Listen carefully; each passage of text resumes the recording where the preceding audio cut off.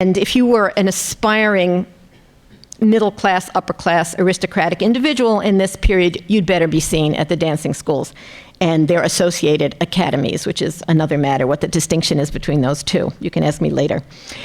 However, you didn't have to be an aspiring aristocrat to dance. Of course, the population, the everyday man and woman in the street danced all the time. And here we have an image from Sevilla in the late 16th century, where we see, if you've ever seen a Sevillana dance, it looks like we have a couple, two women over there by the Guadalquivir, who are doing a pasao of the Sevillanas, and they're being accompanied by a fellow playing guitar, a woman singing, and somebody over here who seems to be tapping a tambourine. 2 centuries later, Spaniards are still dancing by the river. This happens to be a river closer to Madrid, and this is a painting by Goya, where again we see it's a hot summer day in Spain, and what better entertainment than to be hanging out by the river and dancing, arms raised, torsos extended toward one another, legs in a process of crossing and perhaps about to kick, and the people sitting around are enjoying their dancing, perhaps accompanying them on musical instruments, singing, clapping, and encouraging them on. By the end of the 17th century, for various political and religious reasons, the processions of Seville and other parts of Spain became much more homogenized, and the juegos, the dances, were expelled literally from the processions. They were no longer seen as justifiable morally. And thereby, the church actually lost complete control of popular culture. Instead of harnessing it and trying to legitimize it, popular dancing and other forms of popular culture exited church control entirely and became the domain of the secular fairs, which endure today in the form of, for example, the Feria of Seville. And people still dance, probably more wildly than they did in the days when the cathedral was trying to control them, but dance they do nonetheless. Thank you, Lynn. Lynn has taken us through the end of the 17th century with the expulsion of the dances from the church, and I'm going to segue to Maida's presentation, but I have to make some connections for all of you. So when Lynn is talking about the empire, the Spanish Empire, they're at a height, and what follows is the decline of Spain as a colonial power in Europe.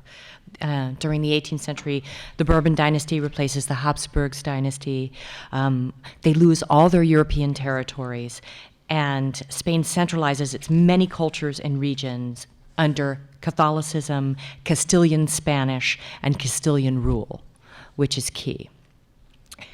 By the time flamenco emerges in the mid-19th century, Spain has been occupied by Napoleon, torn apart by civil war, and lost most of its colonial territories.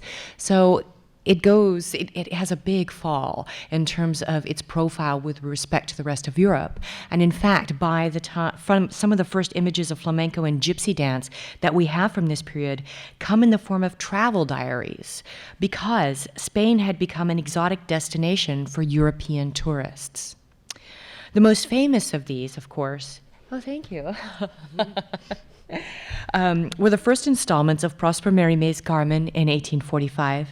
And here we have an image that was actually painted by Mérimée and was a frontispiece for the publication of the novella. Then after that, the stereotype of Carmen was further entrenched within an opera by Georges Bizet in 1875, and this is a poster image from 1896. And just in case you haven't heard the habanera lately, we have a sound file of the haunting melody of the specter of Carmen. We were singing it earlier. So I think everybody knows this song. Right? Okay, so let's go to the next one. But we're talking about the influence of flamenco and popular culture and visual art.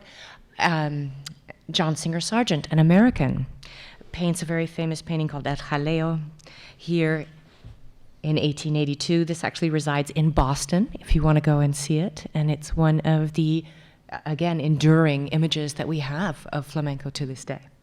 So that kind of brings us to a place where Meda can step in with her work. Meda, your recent scholarship deals with the late 19th and early 20th century in flamenco's presence on the world stage. So can you set that stage for us? Can you tell us how flamenco makes its entrance and influences the world around it? Thank you. So I'm going to talk today about Juana Vargas La Macarona, who was one of the leading lights of the golden age of flamenco dance at the end of the 19th century and the beginning of the 20th century. And one of the important things that I want to do today is show you some footage I have of her, because it's very special and it's not out there on the internet, so I want to show that to you. But I also want to try to grapple a little bit with the question of what is the influence of popular culture on the kind of deepest, most authentic kind of flamenco as represented in Macarona's dance. Macarona was a gypsy. She was born in 1870 in Jerez de la Frontera. Her father, this is like many gypsy families who are artists. Her father was a guitarist, her mother was a singer, her father's father was a singer, and she had an uncle who was known as one of the early flamenco singers, Vicente Macarron, and that's where she got her family name. She started performing on the streets when she was very small, with her father playing guitar and her mother singing. And then when she was only 8 years old, she was contracted by a famous flamenco singer, often said to be one of the first flamenco singers, Silverio Francunetti, who had a cafe cantante, and she went to work there when she was only 8 years old. So she was really present during the unfolding of the golden age of flamenco. And she had a sister named Maria La Macarona, who was 5 years older than she was. And I am going to play this footage for you and talk to you a little bit about it. This is actually not 1918, it's actually 1917. I didn't know that when I made that caption. So this is Macarona dancing. One of the important things I need to do is to thank the heirs of the Massena estate for giving me permission to show this to you. And I also want to thank Barbara Cohen-Stratner from the New York Public Library and Tanisha Jones. And I want to thank Francois Bernardi, who helped me not only slow this footage down, but he helped me grab 15 still images from this footage. And what that led me to was the very important realization that there are actually two dancers in this film. So who we're seeing now is Juana Vargas. She's the one who's most known as the seminal flamenco dancer. And then the tangos that we're going to be discussing, that I'm going to be focusing on today, are actually danced by her sister Maria, I believe. I mean, I'm not sure, but that's what I believe. And it's interesting. She was known for a very majestic style. She's known, as many of these dancers were, for her version of Alegrías. And she's known for her artistry in working with the bata de cola, which is very much an art form now. But you'll see that she knows how to really create beautiful postures, and people writing about her talk about her beautiful body line. Another very interesting thing about this was that she actually ends up picking up the rhythm at the end, and I think what she's doing is a proto-ida, which is the way Carmen Amaya also ended her dance. So this is Maria Macarona dancing. And as you can see, she is doing a lot of the steps that we do in tangos today. It looks very, very familiar. You know, the little pellizcos kind of jumping down and up, and the kind of leaps across, like that little pellizco, the marking steps side to side with the hips going. The turns that we do. The llamadas, right? And this is now Macarona. You can see that Macarona is playing palmas for her. So this is filmed in a family patio with all the kids around, and pretty much you can figure that these guys are all family members, right? These guys all kind of live together. It was just very interesting to see those jazz hands. I thought, why are those jazz hands there? This is like the symbol of the purest style of flamenco. What's that all about? And that was what kind of led me to this whole exploration. So this is a photo of one of the famous cafés cantantes. I believe this was taken in 1888, although I'm not entirely sure. And it's a photo of the Café del Burrero. It's very interesting because if you look, I've been trying to figure out who some of these people are, and I know who some of them are. So the guy who's playing the guitar is Juan Breba. And the woman who's got the white shawl to the right of the central figure is, I believe, La Coquinera. And the person that's right in the center looks a lot like Macarona. It's kind of interesting. I actually have an interview from 1945, very near the end of her life, where she said that right before they came to invite her to dance at the World's Fair of 1889, she was dancing in the Café del Burrero on the Calle Sierpes. So, suggestive, interesting. In 1889, Paris hosted a World's Fair, and amid giant spectacles of Spanishness, which was very much in vogue in those days, they had a big, flamenco, a big bullfight procession with cardboard bulls and fake bullfights and all kinds of stuff like that.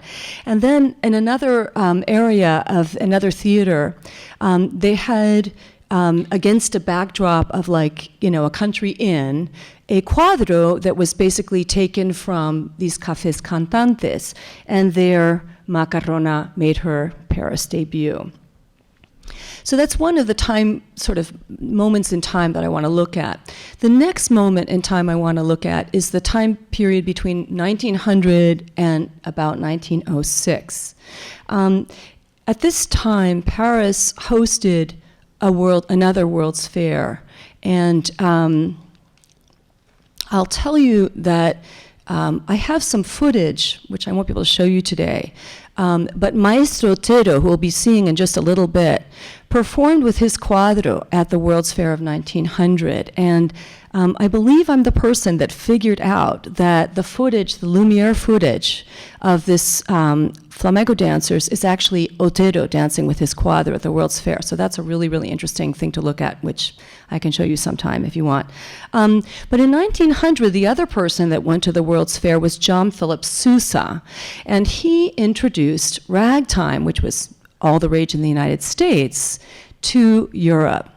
Then 2 years later, there was a company that came to perform the cakewalk in Paris, and then they traveled to Spain at the end of that year, 1902.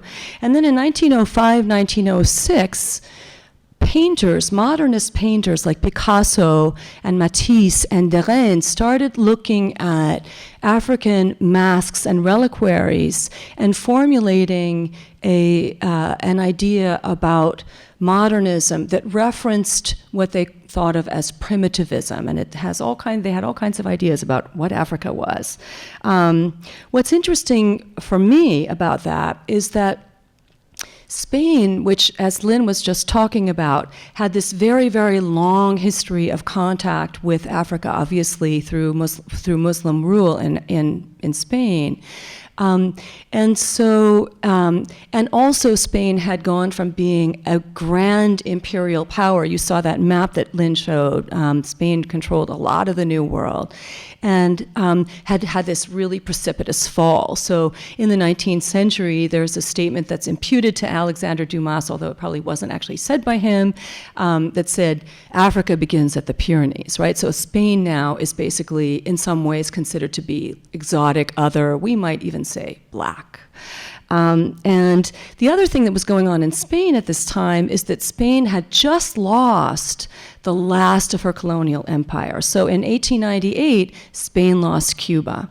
And then in 1902, Spain gets the cakewalk coming from America. So it's very fraught with tension. It's a very, very interesting moment. And they really looked at flamenco through this. They looked at the cakewalk through the lens of flamenco, which is their racial other, right? Flamenco is the representation of Spain's racial other.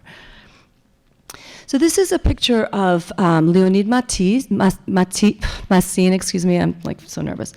He was the one who filmed the footage of Macarona in 1917. During World War I, Spain was neutral, and so it was really a haven for a lot of people, especially artists, and Diaghilev's Ballet Russe came to Spain in 1916 and then did a bunch of touring, and some people went to America and to South America, but Diaghilev and Massine spent a good amount of time in 1916 getting to know Manuel de Falla. They were invited by the king, and they began work on the piece that we see Massine dancing here, which is the three-cornered hat, the sombrero de tres picos, which had sets by Picasso and music by Manuel de Falla. And in this ballet, Massine dances a farruca, which was taught to him by a dancer named Feliz Garcia. And there's a whole very interesting backstory, but it's interesting that he's dancing a farruca, and there's actually footage of this dance in the New York Public Library, which was shown to us by David Vaughn.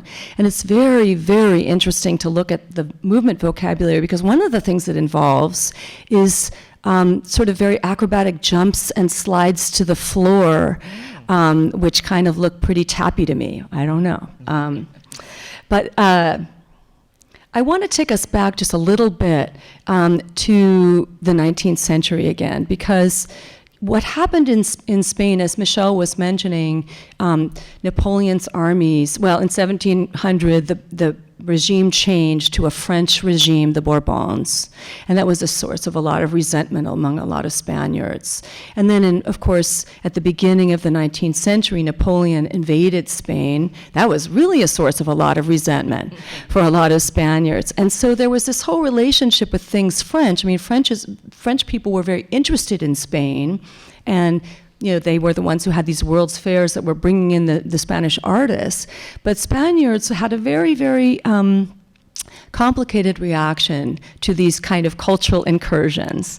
And so what we see happening, for example, as we see the development of Carmen, let's say, and these travel diaries that are leading to, like, for example, Beaumarchais, who wrote The Barber of Seville, traveled to Spain at the end of the 18th century and, wrote diaries about describing the dance and the music and so on, and those became later the famous opera, The Barber of Seville. But the Spaniards then started to kind of do their own version of this exoticization of them.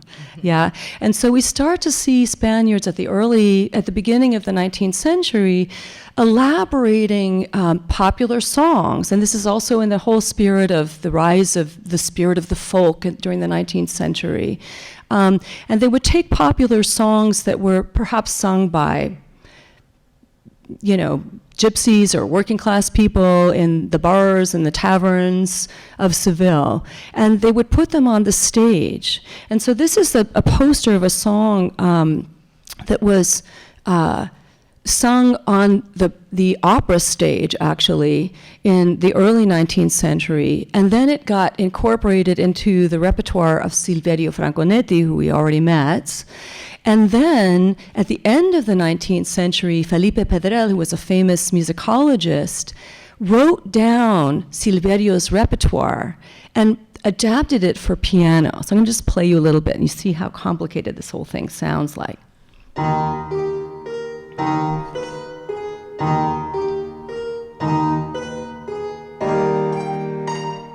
So this is a polo, which is related to the soleá. This is a flamenco song.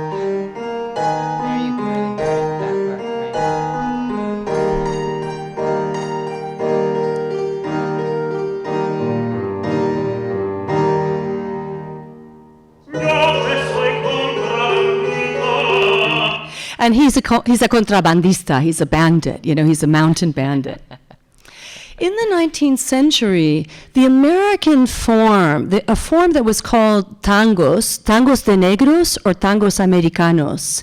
This is a form that it's one of the many forms, like the sarabanda, like the fandango, that comes to Spain from the Americas.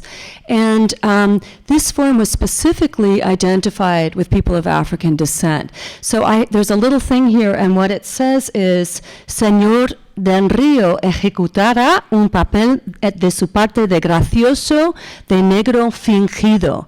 Gracioso de negro fingido. This is a comic blackface number, okay? And it's right next to a performance of zapateado, as Lynn was talking about, which is footwork, by the way. So when Macarona went to the World's Fair in 1889, the reception of her was very, very interesting. People described her dance as lewd, and they said that her tangos that she was dancing were bistio. And the Spaniards were very resentful of this because they didn't want the French to think that all Spaniards dress like flamencos. So this is a caricature that was made of Macarona in 1889. And what the caricature says is that she's the opposite of belly dance, right? So instead of putting her pubic bone forward, she sticks her butt out. And that's what they thought of her dancing. In 1902, when the cakewalk came, there was a theory that was published by Charles Gregory, who was the leader of this troupe called the Joyeux Negre, which I think means, they translate it here as the Happy Coon, of course. How many times have we heard that? And what's interesting is that this theory was taken almost immediately over to Spain and disseminated in women's magazines, right? So they started learning the cakewalk in Spain almost immediately at the end of 1902. And this is the year, so this is the troupe that was there. This is, Charles Gregory is, at the person at the very far left, I don't know her name, but this is Charles Gregory, and next to him is someone that danced with him. In the front, we see the petite Walkers, Freddie and Rudy Walker, Ruth Walker. These two, the European-American couple in the middle are the Elks, who were Charleston champions, or who were cakewalk champions, excuse me, and the people at the right of your screen are actually a couple of sisters who were Spanish, and they were called the Spanish Sisters. And this is a video which, I can show you someday if you want. So the cakewalk did come to Spain. But what's interesting is that Spaniards basically, the stars like Charles Gregory did not go to Spain. The Spaniards made up their own version of the cakewalk. And so this is Otero's book that he wrote in 1912. And he says, first came the cakewalks, first seen in the Black Joyeux in Barcelona. That dancer was from New York, the homeland of this dance, and throughout North America the dance is popular, especially among people of color. After this black dancer, several Spanish duos came out, leaving behind their classical dances and launching themselves into the art world with only the cakewalk. Around that time, I was a dance master at the Teatro del Duque, and I didn't know what to do to give variety to so many dances whose music and rhythm was all the same. Today, dance academies have to teach differently than they did 12 or 14 years ago. Every dance teacher has to teach a lot of footwork, which is interesting. So this is Faico, and Otero tells us that Faico was starving in the gypsy ghetto in Triana and wanted to figure out a way to get himself into the new variety shows, the new vaudeville shows. So what he did was he took flamenco movements and he applied them to this new rhythm of the cakewalk that had come over, and he made a new dance out of it, which is called the garrotin. And then he made another dance called the farruca. In 1904, Macarona started to dance a number with a hat. So the garrotin was done with the elegant hat of the cakewalk. And in 1904, Macarona adopts this hat.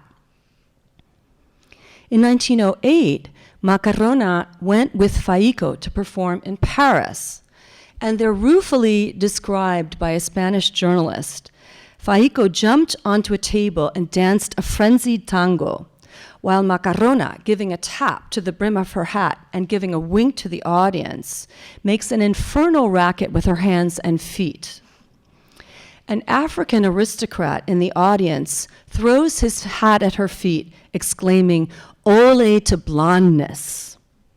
And our critic says, What an idea. La Macarona is blacker than a shoe. So I'm almost done. This is Argentinita. She has a bulerías that she does in 1935. And in the bulerías, it's very clearly denominated a gypsy bulería. So bulerías equals gypsy. And yet we see again these jazz hands and all of these ideas from African American performance that have by now become part of the heart of flamenco. So Macarona, I will just leave you with what of Macarona there is of popular culture. What is of popular culture is in Macarona.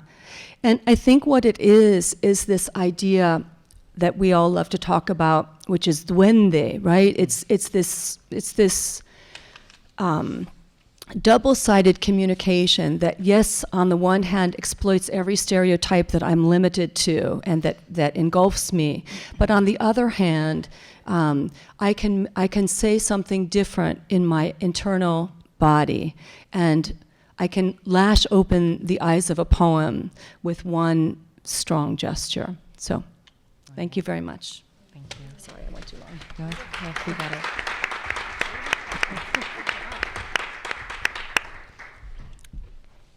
So shortly after this period, we witnessed the rise of modernism. And in visual art, this period was marked by experimentalism in painting and also in music. European countries like England and France still held their colonies, and the Industrial Revolution reached its height there, spreading across the Atlantic to the United States. And so we have Nina Benahum is going to bring us home with a discussion of flamenco and popular culture in Philadelphia. And I have two slides that I wanted to show. Oh, I have them. This one. Okay. One is just to give you an idea of this embrace that's going on.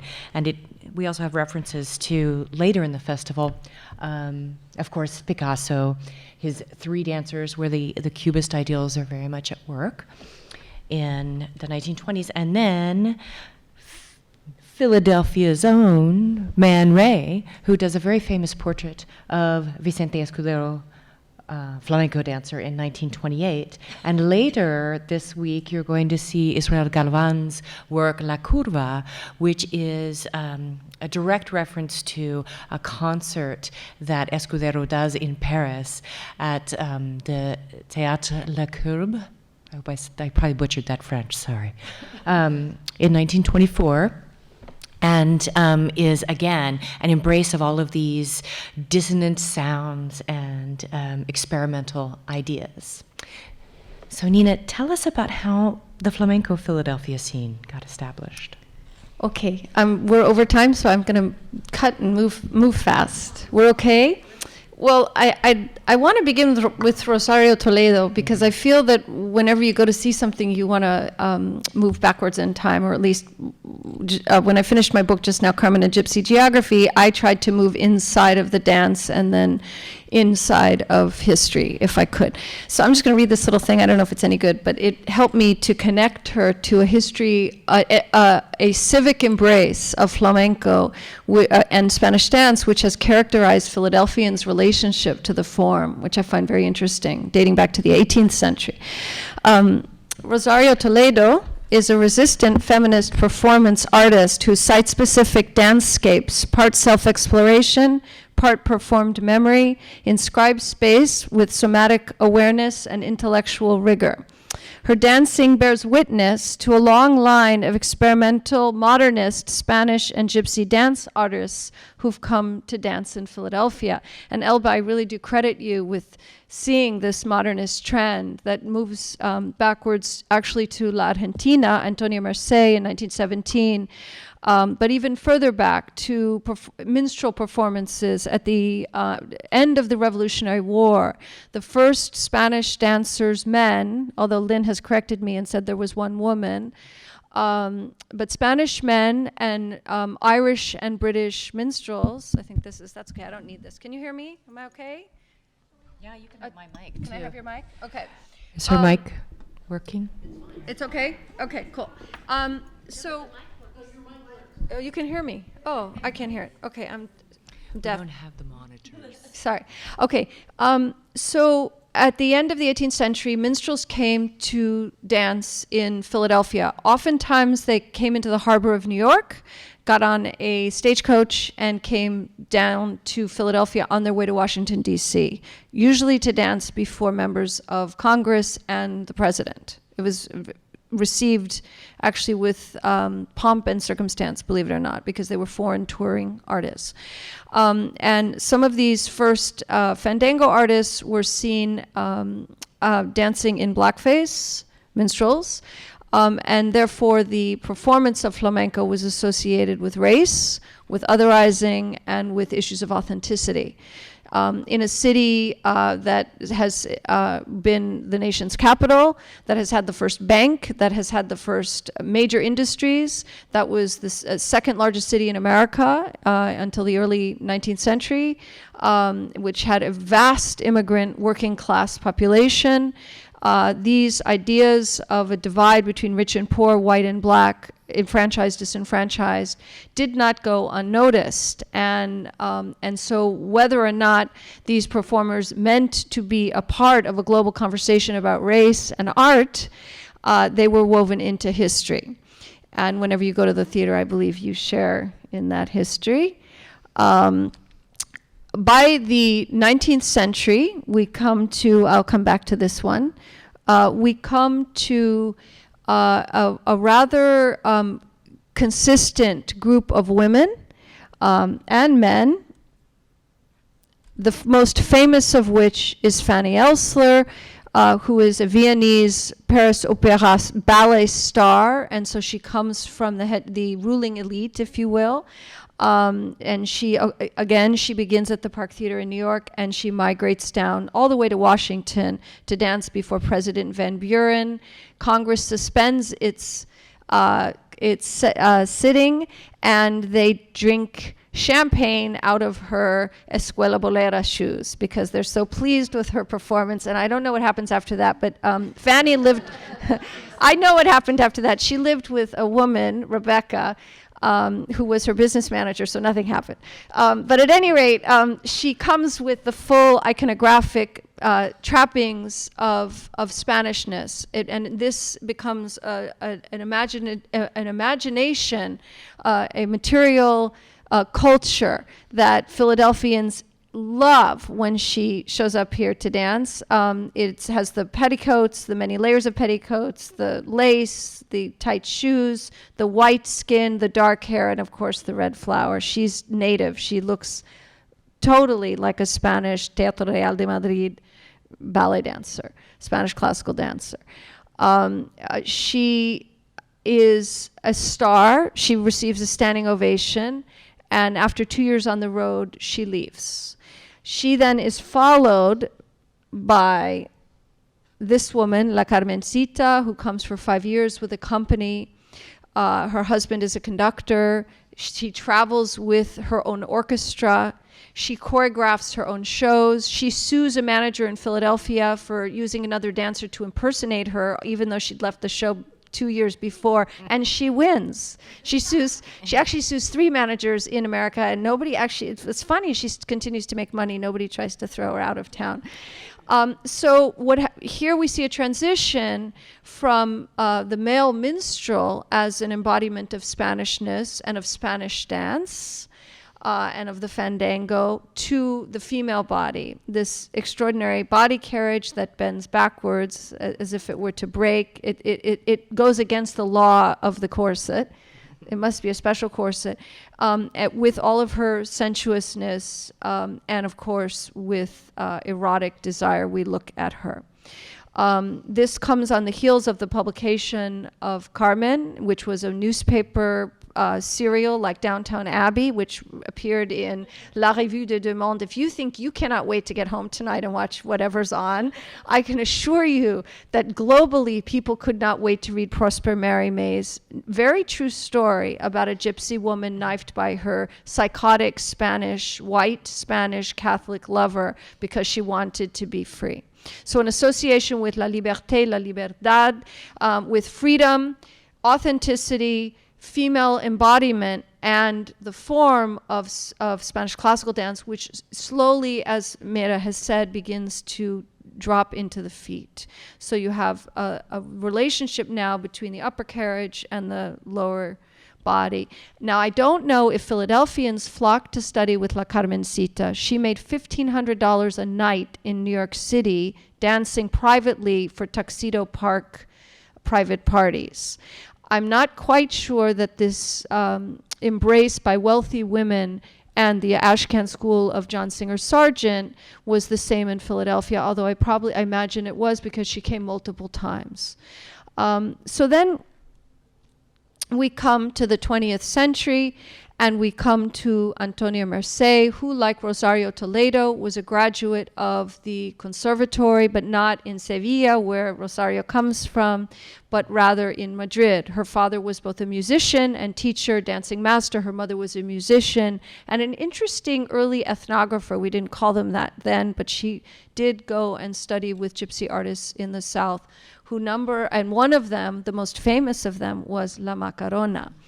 So La Argentina, whether she liked it or not, was taught castanets, and at one point owned 110 pairs of them, and was able to reorchestrate a score, could conduct an orchestra, and was a rather extraordinary artist in her own right, and developed a very loving and interesting relationship with Manuel de Falla, and was able to rewrite his scores. So it wasn't simply that she dipped in on moments of authentic new school ideas or of gypsiness in the South, but rather she wove them into a modern new vision of what flamenco was as a global art form, as a contemporary cutting-edge art form, which is what you're going to see tonight in the work of Rosario Toledo. And it is really because of La Argentina and these full ballets. She had 25 members of her company, half gypsy, half Spanish. She had a full orchestra, etc. She was working with the most cutting-edge music, the most cutting-edge design. She had very well-known designers and painters, modern school painters, who did the backdrop. It doesn't look like Avatar, but to some extent, it had the crystallized, sort of breaking everything down, honing down everything to the most essential properties of a dance, which are the ingredients of modern dance. And she was interestingly compared by John Martin, the chief dance critic of the New York Times. She was compared to Martha Graham. And they were considered soul sisters, one in Europe and one in America. So I don't want to keep you much longer, but as you watch Rosario tonight, as in a kind of Béjart-like bolero theater in the round, I hope you will imagine that some of those steps come from these women who braved the Atlantic Ocean. Yeah. So we did want this to be a conversation, and I think we can take just a couple of questions before we go on to the reception, and we all must, of course, come back for the beginning of Vengo by Rosario Toledo. So does anyone have questions or comments for us? Yes? Mm.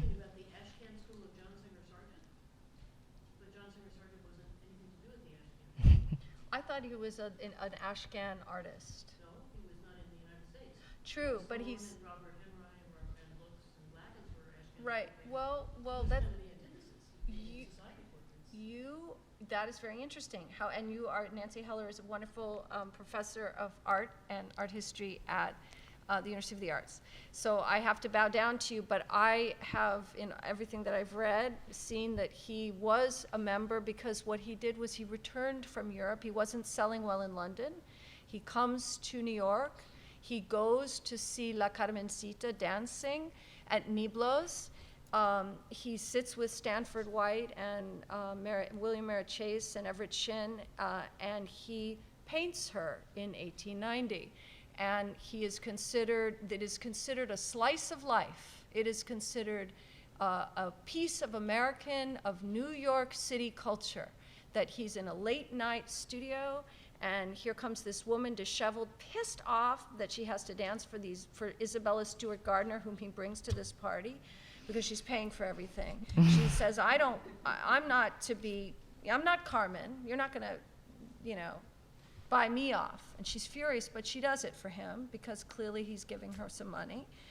And he paints her, and William Everett Shinn paints her, Metropolitan Museum, Quai d'Orsay Museum, and they photograph her, and it's because of that that the stature of the Spanish dancer enters the global realm yet again after Carmen, the story of Carmen, and after Fanny Elser. So it's my understanding that he is a piece of the Ashcan school.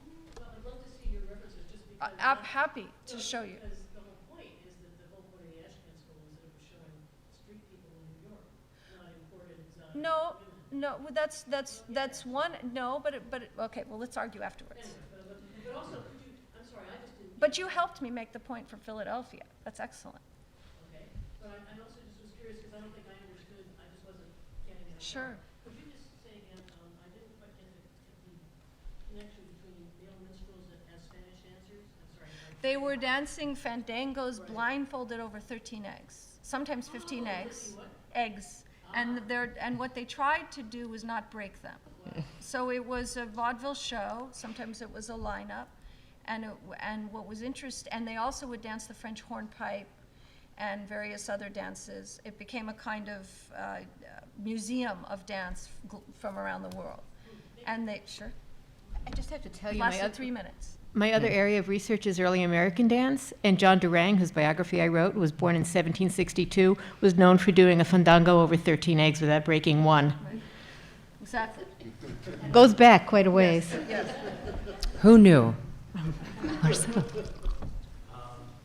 thank everyone. This was a really fascinating discussion. And a small question is just that, am I hearing correctly that Macarona and the flamenco that happened before, we should say, the rise of cakewalk dance, that emerged and came, was presented and reinterpreted in Spain, that the extensive and complicated footwork was not really happening before that time, and cakewalk played an influential role in developing the extensive footwork that we now associate so strongly with flamenco video? Who wants it? Oh, no, I don't do the film. I'll take a stab at that question. So as I learned from Lynn's work, the idea of using rhythmic footwork goes back a long time. And as she read this passage from 1636, I think you said it was, 1636. In the period leading to flamenco, there was a hybridization between balletic techniques that were basically coming out of the Machismo is a period of, is a cultural phenomenon. Oh boy, how am I going to do this quickly? It's a cultural phenomenon where people at the end of the 18th century and the beginning of the 19th century sort of took on, it was like the urban underclass. They sort of they did the thing that people have sometimes done in terms of hip hop today, right? They dressed like the urban underclass and they took their dances and started dancing them. And this is called the Escuela Bolera. Sometimes people call it that school because people think that that name comes from the bolero, which was one of the dances that they did. But sometimes they think it means that it's a reference to the word volar, which means to fly. And certainly it's true that those dances involved a lot of footwork, leg work, but it was more like jumps and beats, like more balletic leg work. It was very virtuosic, but it wasn't making sounds. And people talk about Macarona's footwork, but people wrote about her, savage footwork and so loud and so this and that. But when you look at her in 1917, she's not doing any footwork at all. And in flamenco, certainly in the kind of more feminine style, you wouldn't really do a lot of footwork, but certainly what happened, I think, and I think this is partly what happened at those world fairs, was that there were African performing groups that were performing music that was that was seen as being very percussive. It was seen as not being melodic at all, but really being very percussive. And so I feel that I hypothesize that this identification between gypsiness and blackness really leads gypsy artists and incipient flamenco artists to start to make their movement more rhythmic and more percussive. And I know for a fact that Carmen Amaya, who I wrote my doctoral dissertation about, when she came to the United States in 1940, because people couldn't hear that weird flamenco singing, it sounded too whiny, she definitely used percussion and made her footwork very percussive in order to sort of hypnotize in the context of the Latin craze. You know, she hypnotized her audience, put them into a trance with this kind of primitive rhythm stuff. So certainly I feel that the reference has always been there, and I hope that answers the question a little bit. Okay, we have three. Well, let's hear from Brenda, and then from the front row, and Kat. This is kind of a general wash for everybody, and I'm interested in the intimations of blackness that are constantly invisibilized. Mm-hmm. And it's been touched upon in certain ways, or Lynn, in your wonderful presentation, that photo of the giants in the Corpus presentation in the blackface. I mean, there's this thread, of course, that goes through Europe of blackface, and of course that comes about from early colonization, and then that becomes a trope in and of itself, a trope of otherness. But then there are also Africans in Europe, and then as Mayetta is speaking about it, there is also all of these cross-cultural influences. We're all watching each other. We're all 20th century. We're all doing jazz. We're the cakewalk companies that go all the way to Indonesia or what have you. So it's just something. And again, I hear a lot about Moorish. I hear Gitano coming from India, but there's this invisibilization of something else, and I'd like to have it brought a little bit further forward. Well, that's why I think the publication of Meadows' book is going to be so important for flamenco history, Sonidos Negros. But before Yeah. it comes out, an article on this subject is about to be published in Dance Chronicle, which I edit. And it's in press at the moment, that particular article. But I I don't look know forward to it. because you're right. You're right. We hear a lot about, we like to locate the culture, all the different cultural influences in flamenco centuries back. They're so far back that, no one has any living memory of them, right? And yet there is this constant presence that gets invisibilized in the moment. And I don't know if you want to speak to, I know you can. Briefly. Yeah. But, yeah. Did you want to just say a word? Or she addresses exactly that invisibility in this new writing, and we're all very excited about it. Okay, all right, so you're all like kind of on that same page, that it's not simply from India, it's not just, that kind of word Moorish, which is a kind of... Yeah. It's like a masquerade, isn't it? Yeah. Isn't it? Can I say one thing, Brenda? So the great... one of the great Spanish scholars, well, the two very great Spanish scholars, one is Americo Castro, who flees Franco and comes to Princeton, and his partner, his colleague is Bernard Lewis. I mean, these are two, and I'm very interested in their work because they speak about, the Arabic was spoken in Spain well into the 18th century, and these people were not necessarily referred to as negros or as Moors, but rather as Hispano-Arabs, and that is what I think we should use moving forward, because of every time I see a Petrushka and we say the Moor, I just cringe because it's a reinscription of minstrelsy over and over, and it is ethnically and geographically we are speaking about Hispano-Arabs at the edge of the Muslim empire. Does that feel? I don't know if that helps, but You're contextualizing the use of the Moors. Just the use of that word. But I think that what Brenda's pointing out is that we never talk about blackness, and I'm coding that with all of its all of the weight of history. We mask it so that it doesn't appear in any. We invisibilize it, as you say. Right. I think that Meta's work is doing that, and that's why it's so exciting to read. And I'll just say, I promise I'll There be you quick. Just to say that this Moor, the figure of the quote-unquote Moor, the stereotype, is definitely seen as black. Right. You know, the Moor equates to blackness. But, okay. Elba is eager to go. Could we continue the conversation? Continue this conversation outside. Yeah. In our